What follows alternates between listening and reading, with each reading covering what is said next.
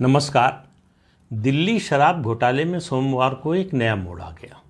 सोमवार को supreme court में सुनवाई हो रही थी मनीष सिसोदिया की बेल एप्लीकेशन पर, यानी उनको जमानत दी जाए या नहीं। उसी दौरान एडिशनल सॉलिसिटर जनरल ने खड़े होकर कहा कि ईडी जो है, एनफोर्समेंट डायरेक्टरेट जो है, वो चाहता है कि आम आदमी पार्टी को आरोपी बनाया जाए। पीएमएलए के सेक्शन 70 के तहत वाइकेरियस लाइबिलिटी के लिए, यानी परोक्ष दायित्व दोष के लिए। यानी ये क्यों इस तरह का प्रस्ताव आया ईडी की ओर से? 4 अक्टूबर को मनीष सिसोदिया की ही बेल की सुनवाई के दौरान सुप्रीम कोर्ट ने ये कहा था कि भाई, ये आपकी बात सही है कि इन्होंने शराब कारोबारियों के कहने पर, उनके दबाव में पॉलिसी में चेंज कराया, लेकिन मनी ट्रेल कहाँ है? उससे रिश्वत कहाँ साबित होती है? भ्रष्टाचार कहाँ साबित होता है? और उस दिन उन्होंने कहा कि जो है पैसा जो आया वो तो पार्टी को गया। तो अब ईडी कह रही है कि हम आरोपी बनाना चाहते हैं आम आदमी पार्टी को वाइकेरियस लाइबिलिटी के तहत, जो section 70 prevention of money laundering act का है, उसके तहत किया जा सकता है। अब मामला जैसे ही ये प्रस्ताव आया, कोर्ट में थोड़ा हंगामा हो गया। अभिषेक मनु सिंघवी, आपको पता ही है, दिल्ली सरकार की ओर से वकील हैं। उन्होंने कहा कि अगर ये खबर मीडिया में चली गई तो बड़ा हंगामा हो जाएगा, इसका बड़ा गलत अर्थ निकाला जाएगा और इस मुकदमे पर उसका प्रभाव पड़ेगा। तो न्यायाधीशों ने कहा, अदालत ने कहा कि हम मीडिया की रिपोर्ट से प्रभावित नहीं होते। दूसरी बात, हम ऐसा कोई आदेश अभी दे नहीं रहे हैं, हम केवल इसकी कानूनी जांच कर रहे हैं। उसके बारे में स्पष्टीकरण चाहते हैं ईडी के वकील से कि क्या कानूनी रूप से ऐसा करना संभव है। अब इस मामले की सुनवाई जो है अगली तारीख तक के लिए स्थगित हो गई है, लेकिन ये इस एक प्रस्ताव ने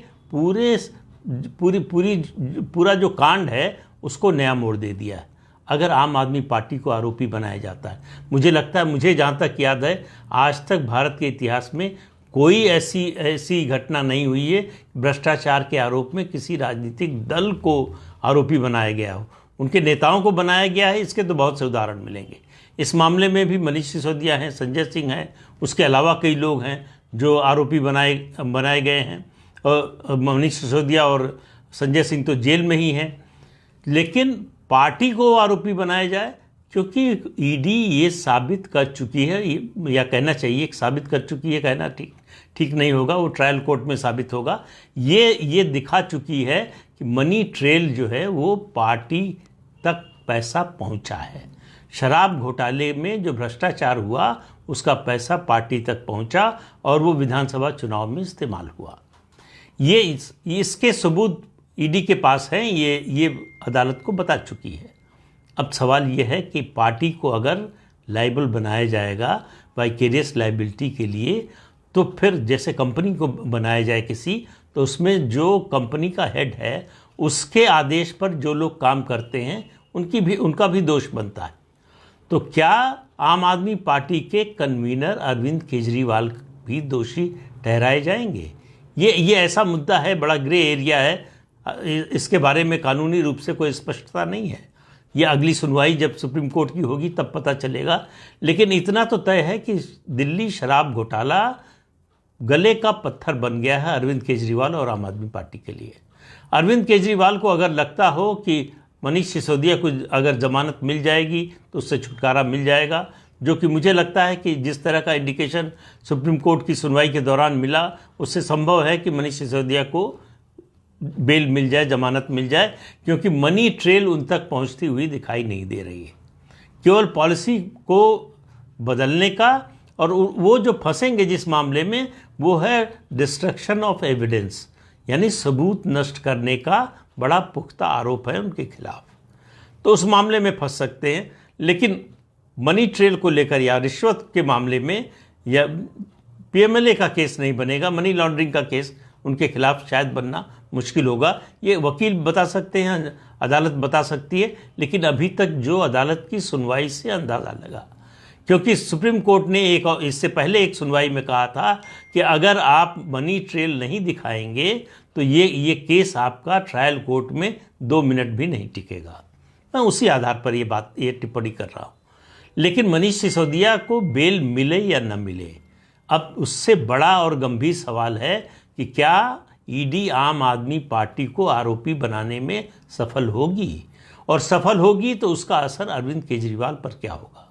अरविंद केजरीवाल के लिए ये बहुत बुरी खबर है।